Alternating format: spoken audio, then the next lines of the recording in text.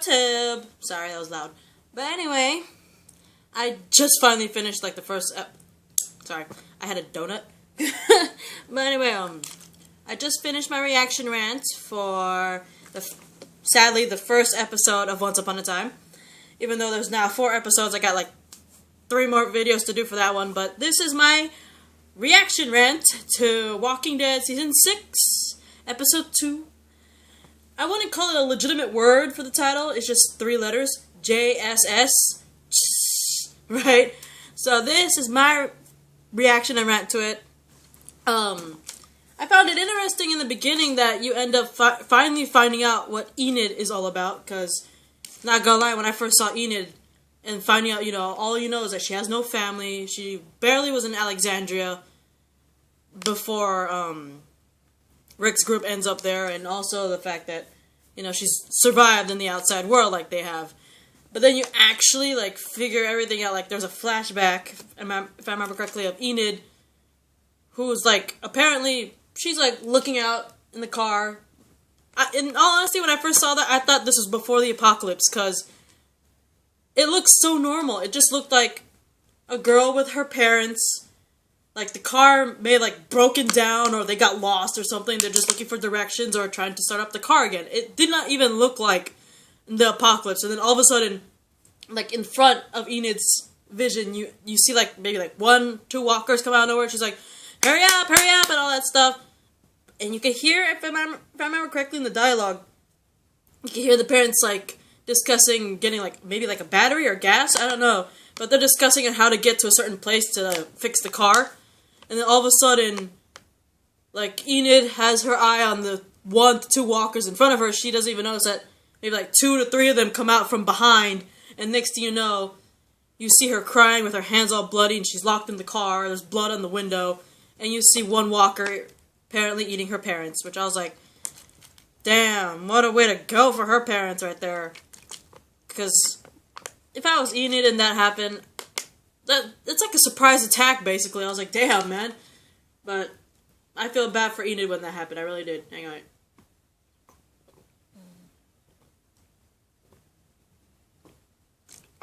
Sorry. I'm very thirsty. And I have, the worst case of the munchies. I don't know why. But, and, fast forwarding to after the attack, you see Enid actually surviving, and oh my god, she ate a tortoise! I don't know what to think about that. I know it's an apocalypse, and she's probably starving, but R.I.P. to the tortoise, dude, because, oh god, I don't know. I don't know if I'll be able to eat a tortoise. I don't know. I know it's an apocalypse, and you gotta eat whatever to survive, but in all honesty, I think I'd still be freaked out to eat a tortoise. So, damn. And then the fact that, she comes across Alexandria and all that stuff, and then you pretty much fast forward to, Jessie. I remember her name now. Jessie, it looks like she has, a barbershop chair going on there. It's she's giving more haircuts? Are you kidding me? But she's all she tells her son Ron and all that stuff, cut your hair, and then Ron goes all pissy about his dad's death, and I don't blame Jessie be like, your father's been hurting us for years. You can't be mad about the fact that he's dead. And the fact that Ron's, putting all blame on Rick when, in all honesty, I see where Rick's coming from. He's like, Jessie and her sons are being beaten up by getting beaten up by Pete, aka Porch Dick. And it's he had the right intentions, this innocent woman, her kids are getting hurt by her husband, gotta help them and all that shit. But he went upon it a little wrong way. But then again, this apocalypse turned Rick into a woohoo. But let's go back to the fact that, I like the fact that this episode shows what happened to the people in Alexandria when they were doing that dry run in the first episode with all those thousands of walkers. And, you see the Alexandrians, you see Carl, Carol, Maggie, Rosita, Eugene, Tara, and,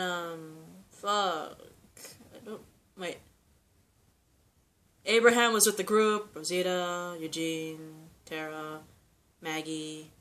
Yeah, Maggie, sorry. But, like, they're there with the Alexandrians and what they're doing there while everyone else is pretty much just going with that plan that they're doing with the walkers in the first episode. And, dude, it's interesting how Eugene and Tara end up meeting the Alexandra's new doctor, Denise. And I thought it was pretty funny how she's like, I'm the only one left qualified to be the new doctor of Alexandria, even though I'm kind of not even a doctor. I'm like a psychiatrist. I went to med school, but my panic attacks made it very hard to be a surgeon.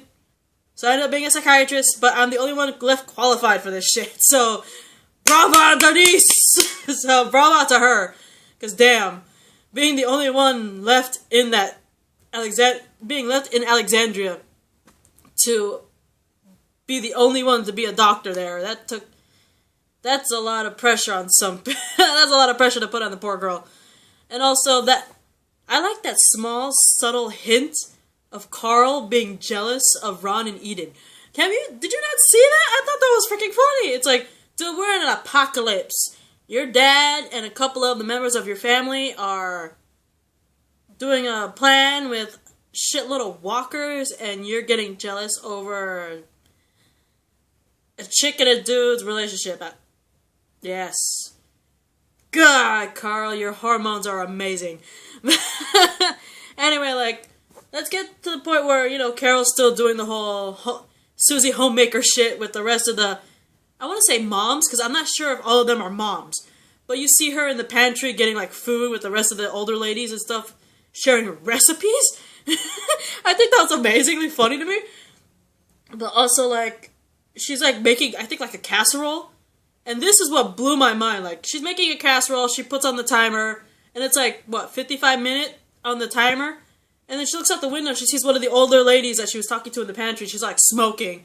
And you can tell Carol's about to go out there and, like, say, smoking's bad for you, or something like that, like Susie Homemaker would. And all of a sudden, whah!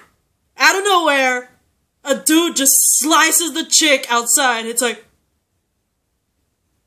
what just happened?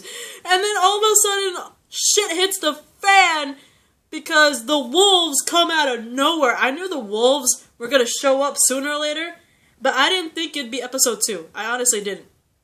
I thought they'd show up maybe episodes 4 or 5, but maybe like in the middle of the season I thought they'd show up, but I didn't expect them to show up so soon, like the second episode. But that one wolf that cut down that one lady, like, pfwah! I was like, ninja skills 2.0! But like, R.I.P. to that lady. She's just minding her own business, smoking a cigarette, and that dude just came out of nowhere, man. I was like, oh my god. Wow! And the fact, Carol's like, shit. I even made a joke when Carol saw that, and she's all running, you know, getting Carl, and like, getting ready for whatever's coming. I made a funny joke about that, like, when she saw the lady get cut down. She's like, shit! I was making a damn cobbler for the lady! Sorry, I couldn't help it. I wanted to put like a Susie Homemaker feel to it, and what Carol would do if she still had the Susie Homemaker. It's like, I was gonna share my kugel with this woman. What gives, man? Come on. I'm horrible, man. Anyway, okay. Shit hits the fan when the wolves assault Alexandria. They're like climbing walls, throwing bodies on fire, and like killing anyone they come across, which I was like, damn. It's like straight up massacre. These wolves have no restraint. I was like, holy shit. But then like, Spencer. Yeah, Spencer. If I remember correctly, that's Deanna's only living child left. Spencer's all like in a guard tower? Yeah, he's in like a guard tower. He's like the truck coming out of nowhere, and I was like, oh shit, this can't be good. And not gonna lie, when I saw the truck, was that the same truck that Daryl and Aaron saw? You know that episode where Daryl and Aaron end up being trapped in a car surrounded by walkers? They're kind of like at a factory. I think it's a factory. There's a bunch of like big rigs and stuff filled with walkers. Is that the same big rig that they saw in that episode? Because I was trying to look at the brand name on the side of the truck, but I couldn't because I didn't think about it at the time. But that could be a big rig from that same factory that Daryl and Aaron were at when Morgan first shows up. So, comment! If I'm wrong, but comment! Anyway, blah, blah, blah, blah, blah. Like, you see Spencer shoot up the driver, and then he ends up killing the driver, and all of a sudden, the truck ends up slamming into Alexandria, and then you find out, from what I said in the last video, remember when I said who the hell was honking that horn that drew the thousands of walkers away from the plan? You finally figure out what it was. It was literally happening at the same time as what was happening in Alexandria. So basically, when the wolves attacked, that was around the time the horn happened and the walkers and all the plan from the first episode pretty much got screwed. So we figure out what it was. It was pretty much the driver that got killed by... I forgot his name already. Wait, I probably will find it here. Where is he? Spencer. Spencer kills the driver. Truck crashes to Alexandria's walls. Dead dude's on the horn, right? Sorry. I'm full. But anyway, we also get the fact that Morgan ends up back at Alexandria because remember in the first episode, Rick tells him, go into the town and tell them what's happening and all that shit.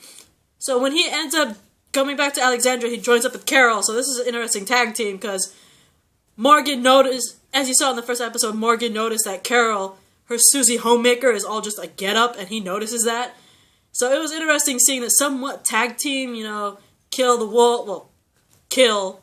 Carol's the one killing all the wolves. Morgan's just like, we could settle this. Don't have to die. What happens, Carol? So it was interesting. It really was. And Carol trying to reach the armory and protect the weapons. I give props to Carol for that.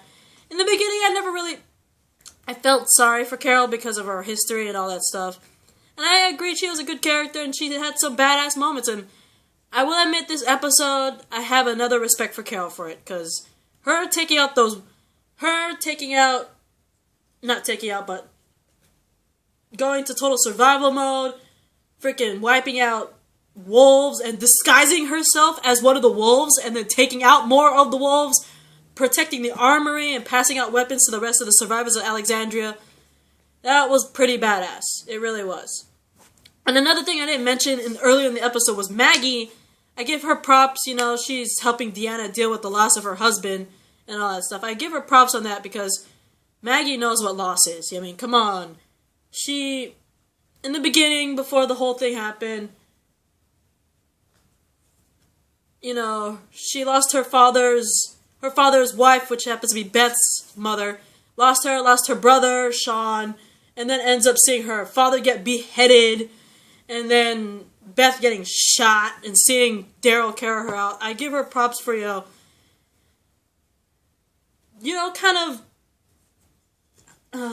connecting with Deanna when it comes to loss. I give Maggie props for that. And, shit, I'm running out of time again. Damn, what the hell? But anyway, I will try to get as much as in here as possible before I put this as a part 2. What you call it? Ron, though. Ron. I hate that kid. Jesse's kid, Ron. That punk. I want to punch him. I want to hit him so bad. I don't care. Because dude ends up getting, he's trying to survive. He's hiding and stuff. And all of a sudden, he's behind a tree. He sees a freaking wolf come out of nowhere. He's, running. And the wolf is catching up. And here comes Carl. Saves his ass. Shoots the wolf down. And then Carl's like, hey, come with me into the house. With me and Enid, we got shelter. I'll protect you. And Ron's like, no. I'm fine. I don't need your help. And just emo child runs off into the battle of all centuries. It's like, you're a punk. I hate that kid. I really hate that kid. But I will continue the rest of this episode in the second part because I'm running out of... I don't know how I managed to run out of time. But I have more to say about episode 2 than I had with episode 1, I guess. Because I'm already reaching my limit. I will finish the rest of my reaction rant on this episode in the next video. And I'll see you in the next video, guys. Bye, YouTube. Walker Maniacs, guys. Hey!